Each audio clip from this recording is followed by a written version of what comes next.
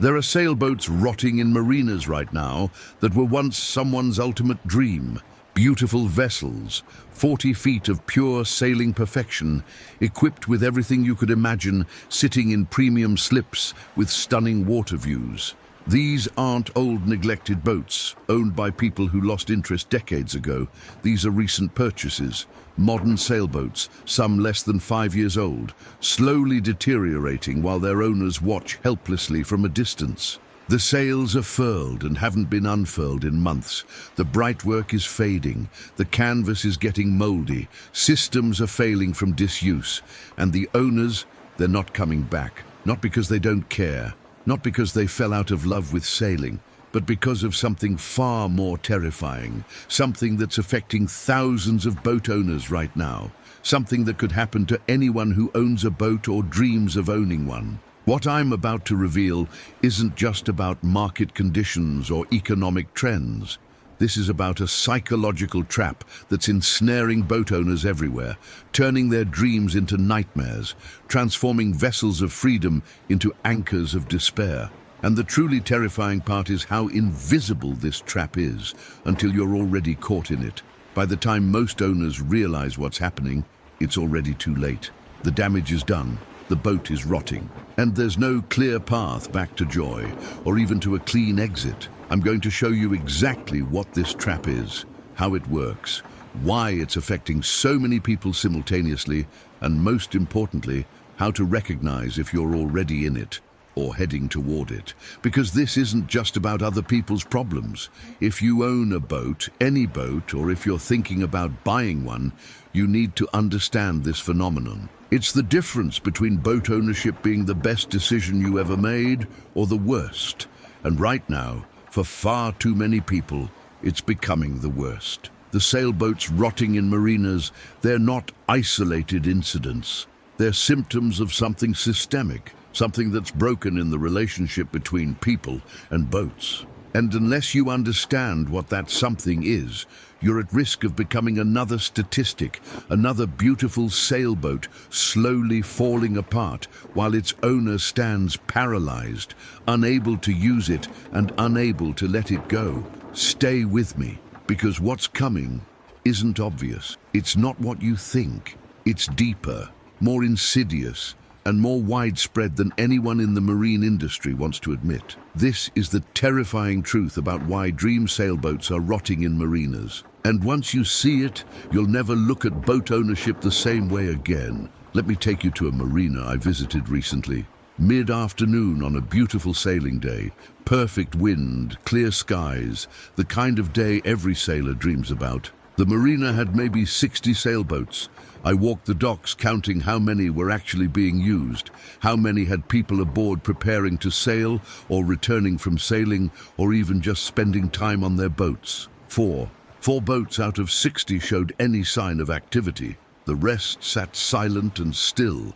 But it wasn't just that they were unused that day. You could tell from looking at them that many hadn't been used in weeks, maybe months. The telltales on the rigging were faded and torn. The dock lines were in the same position they'd been in so long they'd left marks on the deck. The canvas covers had accumulated layers of pollen and dirt. These boats weren't being sailed. They were just existing, slowly degrading from neglect. And when I talked to the dockmaster about it, he got this tired, sad look and said something I'll never forget.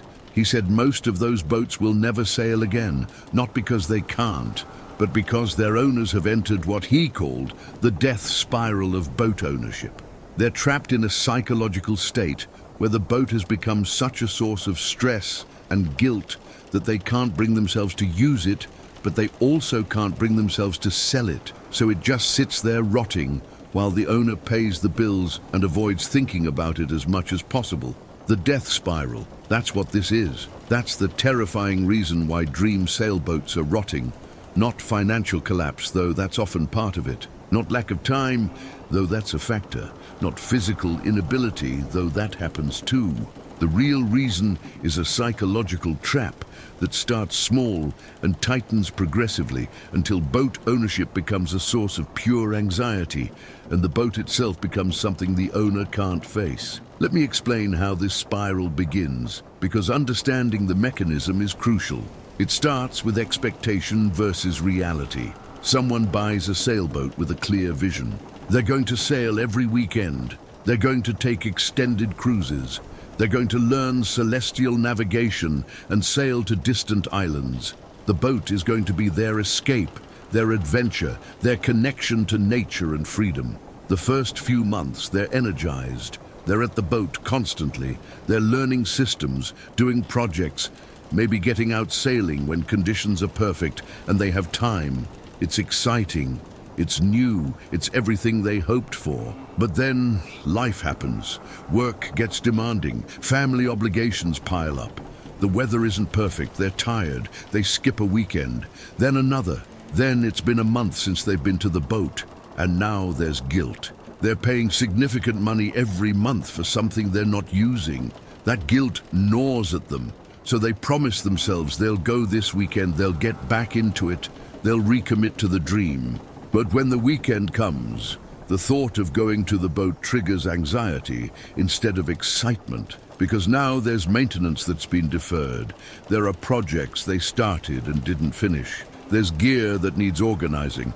The boat needs attention, not just sailing. And the owner is already stretched thin with work and life. The idea of spending their precious weekend dealing with boat maintenance instead of actual sailing, it's exhausting, so they don't go. They do something else, something easier, something that doesn't require effort or planning or the nagging feeling that they should be doing boat work, and the guilt intensifies. They're not just not using the boat now, they're actively avoiding it. And every month when the marina bill comes, when the insurance renews, when they see charges hitting their credit card, the guilt and anxiety spike. They're hemorrhaging money for something they're not using and now actively avoiding. But they can't sell, because selling means admitting failure. It means acknowledging that the dream didn't work out. It means taking a financial loss, because boats depreciate and selling costs money. It means dealing with all the work of preparing the boat for sale, fixing things that have broken from neglect, going through the process of surveys and negotiations and all of that. It's overwhelming. So they don't sell.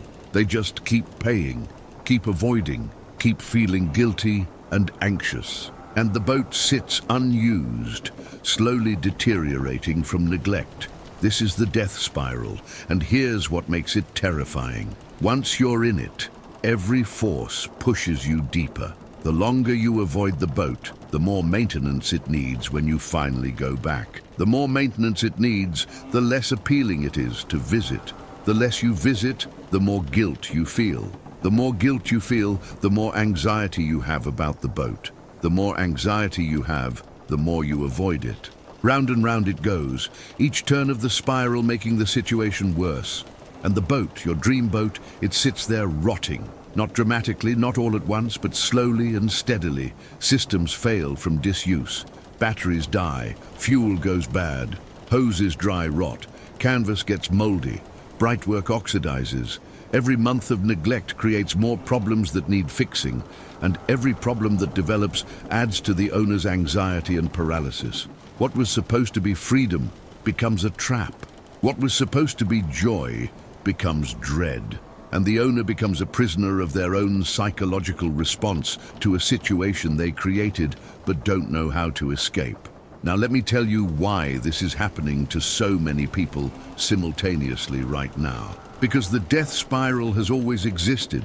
There have always been neglected boats and regretful owners. But what we're seeing now is an epidemic. Hundreds, maybe thousands of boat owners are caught in this spiral at the same time. And there are specific reasons why. First, the pandemic created a cohort of new owners who bought boats for the wrong reasons. They weren't buying into sailing as a lifestyle they'd developed gradually and knew they loved. They were buying into an idea, an escape. a pandemic fantasy.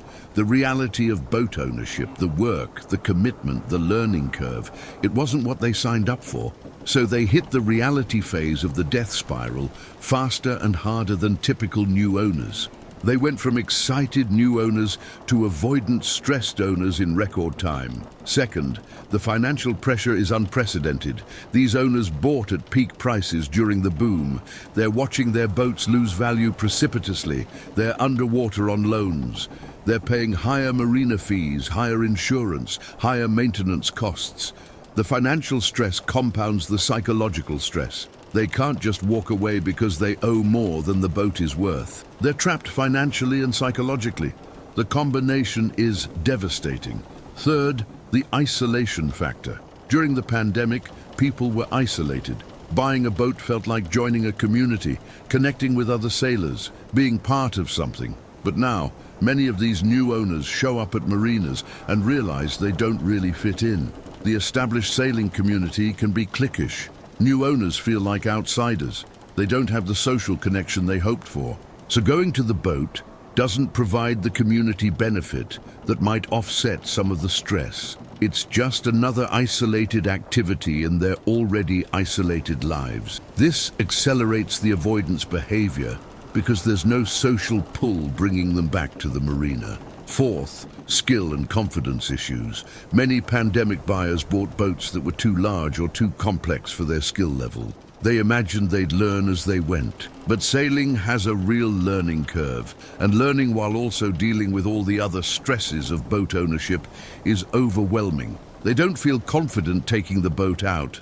They're worried about making mistakes, damaging the boat, looking foolish in front of other sailors. So they don't sail. They just sit on the boat at the dock, which is boring and doesn't satisfy the adventure craving that made them buy in the first place. The lack of confidence feeds the avoidance, which prevents skill development, which maintains the lack of confidence. Another spiral within the spiral. And fifth, the information overload and comparison problem. Social media has created this constant stream of other sailors doing amazing things, sailing across oceans, living the cruising life, having adventures. New owners look at their own situation, stuck at the dock with a boat they're not using and can't handle, and they feel like failures. Everyone else seems to be living the dream, while they're trapped in a nightmare of their own making. This comparison makes the guilt and shame worse. They're not just failing at boat ownership in private, they're failing publicly, or at least it feels that way. So they withdraw further, avoid the boat more, stop engaging with the sailing community online or in person because it's too painful to be reminded of what they're not achieving. This compounds the isolation, which feeds the death spiral. Here's what makes this truly terrifying. The death spiral is incredibly difficult to break once you're in it. The rational thing to do is sell the boat, cut your losses, exit cleanly, move on with your life. But owners in the death spiral can't be rational about it.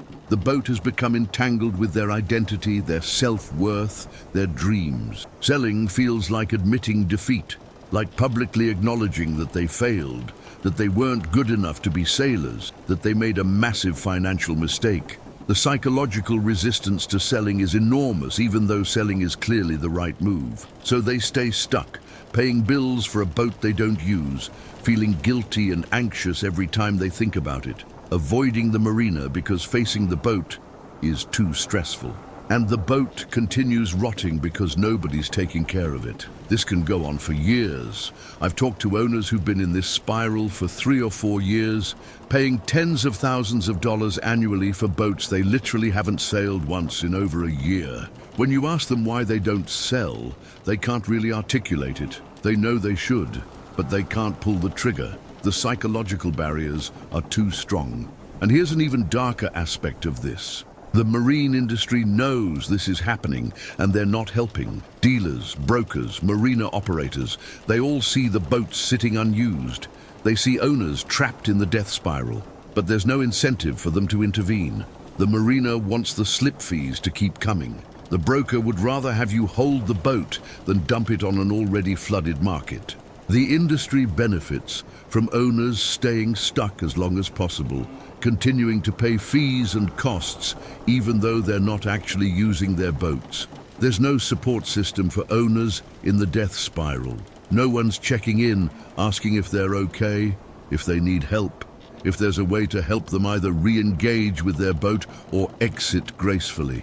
The owner is left alone to deal with their psychological trap, while everyone around them in the industry just keeps collecting checks. It's predatory in a subtle way, not actively harmful, but passively allowing harm to continue because it's profitable. This is part of why the epidemic has gotten so bad. If there were intervention mechanisms, if marinas or sailing organizations were actively helping struggling owners, fewer people would end up in the full death spiral. But there aren't, and they don't, so the spiral tightens until something breaks. Let me tell you what that breaking point usually looks like, because it's not pretty. Eventually, the owner reaches a crisis. Maybe they have a major unexpected expense in another area of life and can no longer afford the boat payments. Maybe a health issue arises. Maybe they get divorced or change jobs or have to move. Something external forces the boat decision they've been avoiding, and at that point, in crisis mode, they have to sell quickly. But now, the boat is in bad shape from years of neglect. It needs work before it can even be shown to potential buyers, and the owner doesn't have time or money to do that work. So they list it as is, priced desperately low, just trying to get out from under it. The boat sells for far less than it would have if they'd sold years earlier, when it was still in good condition. They take a massive financial hit. The emotional toll has been enormous. The whole experience leaves them traumatized. They never want to own a boat again. They warn everyone they know away from boat ownership, and another beautiful sailboat that could have given someone joy gets bought by a bargain hunter and hopefully restored, or it continues declining in the hands of the next owner who also gets trapped. The cycle continues, but here's what's important. The death spiral isn't inevitable. It's not something that happens to everyone. Plenty of boat owners thrive. They use their boats. They maintain them. They derive enormous satisfaction from ownership. So what's the difference? What separates owners who flourish from owners who spiral? The answer is alignment. Successful owners have alignment between their expectations, their capabilities, their resources, and their actual boat use. They bought the right boat for their actual sailing intentions, not their fantasy sailing intentions. They have the time and commitment to actually use the boat regularly. They have the financial resources to maintain it comfortably without stress. They have the skills to handle their boat confidently, or they're actively developing those skills through practice and training. They have social connections in the sailing community that bring them back to the marina even when they're not sailing. And crucially, they're honest with themselves about what's working and what's not. If things aren't going well, if they're not using the boat as much as they planned, they address it. They either recommit and make changes to increase usage, or they acknowledge it's not working and sell before entering the death spiral. They don't let guilt and avoidance trap them. Owners who end up in the death spiral, they had misalignment from the start. They bought too much boat. They underestimated costs. They overestimated their available time. They didn't have realistic expectations about what boat ownership would require. And when reality didn't match expectations, instead of adjusting, they doubled down on the fantasy and avoided dealing with reality. That avoidance is the trapdoor into the spiral. The moment you start avoiding your boat because dealing with it causes anxiety, you're entering dangerous territory. And if you don't intervene immediately, if you don't either fix the underlying problems or exit ownership cleanly, you're going to spiral down until you're one of those owners with a rotting boat that you can't use and can't sell. So how do you avoid this? How do you ensure you never end up as another statistic in this epidemic? The first step is radical honesty before you even buy. Don't buy the boat you dream about owning. Buy the boat you'll actually use, given your real-life circumstances. Be honest about how much time you really have. Be honest about your skill level. Be honest about what you can afford, not just to buy, but to maintain year after year. Buy smaller and simpler than you think you need. You can always upgrade later if you find you want more. But buying too much boat from the start is the #1 predictor of ending up in the death spiral. Second, set realistic expectations. Boat ownership is work, significant ongoing work. If you're not willing to do that work, if you want a boat to just be there ready for you without effort, you need to consider other options like chartering or boat clubs. Don't lie to yourself about this. Third, create systems that force usage. Make regular marina time a non-negotiable part of your schedule. Even if you're not sailing, go to the boat. Do maintenance. Organize gear. Just sit there and enjoy being on the water. If you can't make yourself go to the boat regularly when there's no pressure, you won't make yourself go when there is pressure. Regular contact with your boat prevents avoidance patterns from forming. Fourth, build community. Connect with other sailors. Join a yacht club or sailing association. Make friends at your marina. Having social connections creates accountability and makes going to the boat feel less like a chore and more like part of your social life. Community is protective against the isolation that feeds the death spiral. Fifth, and this is critical, monitor yourself for warning signs. If you find yourself avoiding the boat, if you're feeling guilt or anxiety instead of excitement, if you're making excuses for not going, if you're not sleeping well because you're worried about boat costs, these are red flags. Don't ignore them. Address the underlying issues immediately. Talk to other sailors about what you're experiencing. Consider getting professional help if the psychological burden is severe. And if you can't fix it, sell. Sell before you're in the spiral. Sell while the boat still has value. Sell before you're desperate and traumatized. There's no shame in recognizing boat ownership isn't working for you and exiting cleanly. The shame is in staying stuck and suffering for years because you can't admit it. And if you're already in the death spiral, if you're reading this and recognizing yourself, please hear me. You need to act now. The spiral only gets worse over time. It doesn't spontaneously improve. You have to intervene. You have two options. Option 1 is recommitment. You make radical changes to force yourself back into active boat use. You schedule time, you find a sailing buddy who holds you accountable. You take lessons to build confidence. You address whatever underlying issues are creating the avoidance. This is hard, but possible if you catch it early enough. Option 2 is exit. You sell the boat. Yes, you'll take a financial loss. Yes, it means admitting the dream didn't work out. But the alternative is years more of mounting financial losses and psychological suffering while your boat rots. The loss you take by selling now is far less than the total loss you'll take if you wait. And the psychological relief of being free from this burden, it's worth more than money. You're not a failure for selling. You're a realist who made an honest assessment and took appropriate action. That's mature and smart. Don't let pride or shame keep you trapped. The sailboats rotting in marinas, they're monuments to the death spiral. They're evidence of how powerful psychological traps can be, how good people with good intentions can end up stuck in patterns that destroy value and cause suffering. Every one of those rotting boats represents a person who's struggling, who's trapped, who's paying a heavy price for something that was supposed to bring joy. It's sad, it's preventable. And it's happening at an epidemic scale right now because of the unique combination of factors that converged in the boat market over the past few years. But awareness is the first step toward prevention and solution. Now you know what the death spiral is. You know how it works. You know the warning signs. You know how to avoid it or how to escape it if you're already caught. The terrifying reason why dream sailboats are rotting isn't mysterious anymore. It's psychological. It's predictable, and it's escapable if you face it honestly. Don't let your dream boat become another rotting vessel in a marina somewhere.